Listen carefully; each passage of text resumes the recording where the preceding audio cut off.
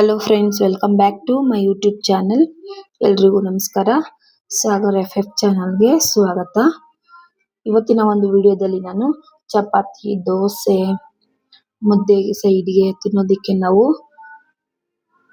ತೊಂಡೆಕಾಯಿ ಪಲ್ಯ ಯಾವ ರೀತಿ ಮಾಡೋದು ಅಂತ ಹೇಳ್ಕೊಡ್ತಾ ಇದ್ದೀನಿ. ತುಂಬ ಸಿಂಪಲ್ ಆಗಿ ಮತ್ತು ಈಸಿಯಾಗಿ ಇದನ್ನ ನಾವು ಮಾಡ್ಕೋಬಹುದು. ಮಕ್ಕಳು, ದೊಡ್ಡವರು ಎಲ್ಲರೂ ಇಷ್ಟಪಟ್ಟು ತಿಂತಾರೆ. ಬನ್ನಿ ಹಾಗಾದ್ರೆ ಯಾವ ರೀತಿ ಮಾಡೋದು ಅಂತ, ಏನೇನೆಲ್ಲ ಹಾಕೋದು ಅಂತ ಹೇಳ್ಕೊಡ್ತಾ ಇದ್ದೀನಿ ಫ್ರೆಂಡ್ಸ್. ಮೊದಲಿಗೆ ನಾನಿಲ್ಲಿ 1/4 kg ಆಗುವಷ್ಟು ತೊಂಡೆಕಾಯಿಯನ್ನು ತಗೊಂಡಿದ್ದೀನಿ.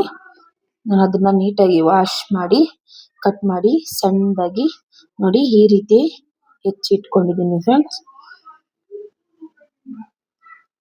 ನೋಡಿ ಈ ತರ ರೌಂಡ್ ಆಗಿ ಸಣ್ಣದಾಗಿ ಕಟ್ ಮಾಡಿ ಇಟ್ಕೊಂಡಿದ್ದೀನಿ.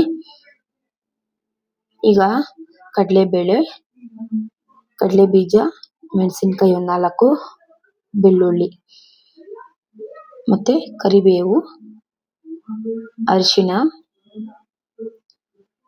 ಸಾಸಿವೆ,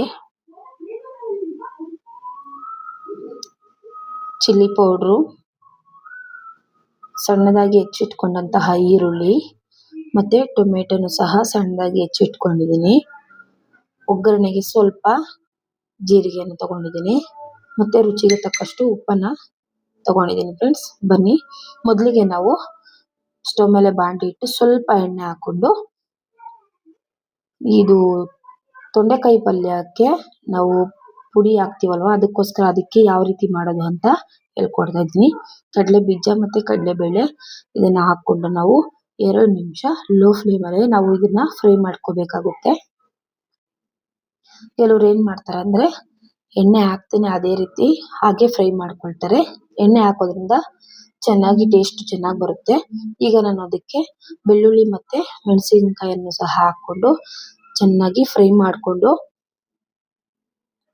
ನೋಡಿ ಈ ತರ ಒಂದು ಪ್ಲೇಟ್ ಅಲ್ಲಿ ಸಪರೇಟ್ ಆಗಿ ತೆಗೆದಿಟ್ಕೊಳ್ತಾ ಇದ್ದೀನಿ. ಇದನ್ನ ಆರಿದ್ಮೇಲೆ ನಾವು ಮಿಕ್ಸಿಗೆ ಹಾಕೊಳ್ಬೇಕು. ಈಗ ಬನ್ನಿ ಯಾವ ರೀತಿ ಮಾಡೋದು ಅಂತ ಹೇಳ್ಕೊಡ್ತಾ ಇದ್ದೀನಿ.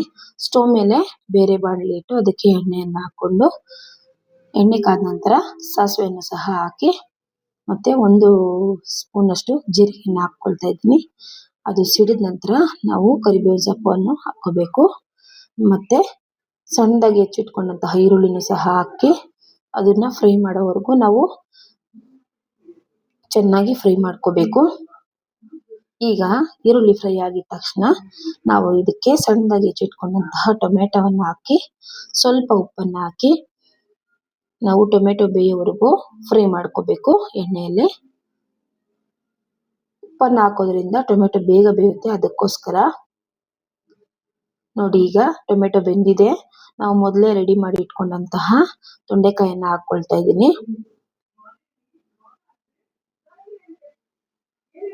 ತೊಂಡೆಕಾಯಿ ಹಾಕಿದ ನಂತರ ನಾವು ಚೆನ್ನಾಗಿ 5 ರಿಂದ 6 ನಿಮಿಷ ಇದನ್ನ ಫ್ರೈ ಮಾಡ್ಕೋಬೇಕಾಗುತ್ತೆ.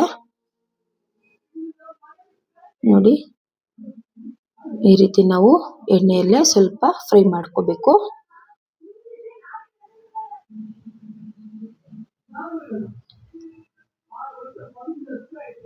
ನೋಡಿ ಈ ರೀತಿ ನಾನು ಫ್ರೈ ಮಾಡ್ಕೊಳ್ತಾ ಇದ್ದೀನಿ. ಈಗ ಅದು ಬೇಯೋಷ್ಟರಲ್ಲಿ ನಾವು ಮುಚ್ಚಳ ಮುಚ್ಚಿ 5 ನಿಮಿಷ ಬೇಯೋದಕ್ಕೆ ಬಿಡೋಣ.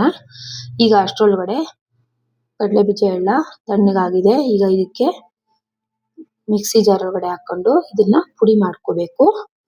ನೋಡಿ ನಾನು ಇದನ್ನ ನುಣ್ಣಗೆ ಪುಡಿ ಮಾಡ್ಕೊಳ್ತಾ ಇದ್ದೀನಿ ಫ್ರೆಂಡ್ಸ್. ನೋಡಿ ಈ ರೀತಿ ನುಣ್ಣಗೆ ಪುಡಿ ಮಾಡಿ ಇಟ್ಕೊಂಡಿದ್ದೀನಿ. ಈಗ ಇದಕ್ಕೆ ತೊಂಡೆಕಾಯಿ ಬೆಂದಿದೆ, ಆ ಪುಡಿಯನ್ನು ನಾನು ಇದ್ರೊಳಗಡೆ ಹಾಕೊಳ್ತಾ ಇದ್ದೀನಿ. ಈಗ ಚೆನ್ನಾಗಿ ಮಿಕ್ಸ್ ಮಾಡ್ಕೋಬೇಕು.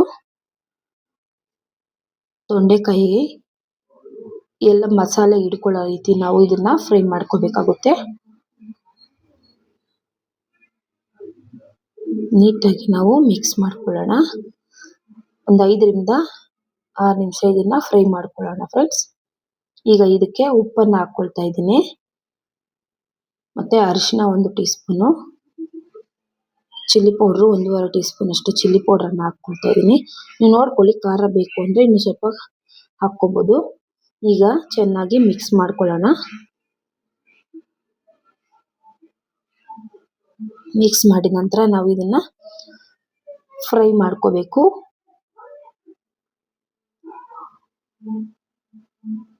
ನೋಡಿ, ಈ ವಿಡಿಯೋ ನಿಮ್ಗೆ ಇಷ್ಟ ಆಗಿದ್ರೆ ದಯವಿಟ್ಟು ಲೈಕ್ ಮಾಡಿ, ಶೇರ್ ಮಾಡಿ, ಸಬ್ಸ್ಕ್ರೈಬ್ ಮಾಡಿ ಅಂತ ಕೇಳ್ಕೊಳ್ತಾ ಇದ್ದೀನಿ ಫ್ರೆಂಡ್ಸ್. ಯಾರ್ಯಾರೆಲ್ಲ ನನ್ನ ವಿಡಿಯೋ ನೋಡ್ತಾ ಇದ್ದೀರೋ, ಸಬ್ಸ್ಕ್ರೈಬ್ ಮಾಡದೆ ನೋಡ್ತಾ ಇದ್ದೀರೋ ದಯವಿಟ್ಟು ಸಬ್ಸ್ಕ್ರೈಬ್ ಮಾಡ್ಕೊಳ್ಳಿ. ನೋಡಿ, ಈಗ ಪೂರ್ತಿಯಾಗಿ ತೊಂಡೆಕಾಯಿ ಬೆಂದಿದೆ. ನಾನು ಕೊನೆಯದಾಗಿ ಇದಕ್ಕೆ ಕೊತ್ತಂಬರಿ ಸೊಪ್ಪನ್ನ ಹಾಕೊಂಡು ಮತ್ತೊಂದ್ಸಾರಿ ನೀಟಾಗಿ ಮಿಕ್ಸ್ ಮಾಡ್ಕೊಳ್ತಾ ಇದ್ದೀನಿ. ನೋಡಿ ಎಷ್ಟು ಚೆನ್ನಾಗಿದೆ ಅಂತ ಫ್ರೆಂಡ್ಸ್. ನೀವು ಸಹ ಮನೆಯಲ್ಲಿ ಈ ರೀತಿ ತೊಂಡೆಕಾಯಿ ಪಲ್ಯನ ಟ್ರೈ ಮಾಡಿ ಹೇಗಿದೆ ಅಂತ ಕಾಮೆಂಟ್ ಮೂಲಕ ತಿಳಿಸಿ. ನೋಡಿ ಎಷ್ಟು ಚೆನ್ನಾಗಿದೆ ಅಂತ ತೊಂಡೆಕಾಯಿ ಪಲ್ಯ, ತುಂಬಾನೇ ರುಚಿಯಾಗಿರುತ್ತೆ. ನಾನು ತೊಂಡೆಕಾಯಿ ಪಲ್ಯನ ರವೆ ದೋಸೆ ಜೊತೆಗೆ ತಿಂತಾ ಇದ್ದೀನಿ. ಎಷ್ಟು ಚೆನ್ನಾಗಿದೆ ಅಂದ್ರೆ, ನೋಡೋದಕ್ಕೆ ಈ ರೀತಿ ಇದೆ ಅಂದ್ರೆ ನೀವು ಇದನ್ನ ತಿಂದ್ರೆ ಇನ್ನು ಎಷ್ಟು ಚೆನ್ನಾಗಿರುತ್ತೆ ಫ್ರೆಂಡ್ಸ್. ಅದಕ್ಕೆ ಒಂದ್ಸರಿ ಈ ರೀತಿ ರೆಸಿಪಿನ ಟ್ರೈ ಮಾಡಿ ಹೇಗಿದೆ ಅಂತ ಕಮೆಂಟ್ ಮೂಲಕ ತಿಳಿಸೋದನ್ನ ಮಾತ್ರ ಮರಿಬೇಡಿ. ಹಾಗೆ ಮತ್ತೊಂದ್ಸರಿ ಹೇಳ್ತಾ ಇದ್ದೀನಿ, ಸಬ್ಸ್ಕ್ರೈಬ್ ಮಾಡದೆ ಯಾರ್ಯಾರೆಲ್ಲ ನನ್ನ ವಿಡಿಯೋ ನೋಡ್ತಾ ಇದ್ದೀರೋ ದಯವಿಟ್ಟು ಈಗಲೇ ಸಬ್ಸ್ಕ್ರೈಬ್ ಮಾಡ್ಕೊಳ್ಳಿ ಫ್ರೆಂಡ್ಸ್. ಹಾಗೆ ಸಪೋರ್ಟ್ ಮಾಡಿ ನಮ್ಮ ಚಾನಲ್ಗೆ ಅಂತ ನಾನು ನಿಮ್ಮಲ್ಲಿ ಕೇಳ್ಕೊಳ್ತಾ ಇದ್ದೀನಿ. ನೋಡಿ ಎಷ್ಟು ಚೆನ್ನಾಗಿದೆ ಅಂತ ಕಾಣ್ತಾ ಇದೆಯಾ ಫ್ರೆಂಡ್ಸ್. ತೊಂಡೆಕಾಯಿ ಎಲ್ಲ ಬೆಂದಿದೆ, ತುಂಬಾ ರುಚಿಯಾಗಿದೆ. ಇಲ್ಲಿಗೆ ನಾನು ಈ ವಿಡಿಯೋನ ಮುಗಿಸ್ತಾ ಇದ್ದೀನಿ ಫ್ರೆಂಡ್ಸ್. Thank you.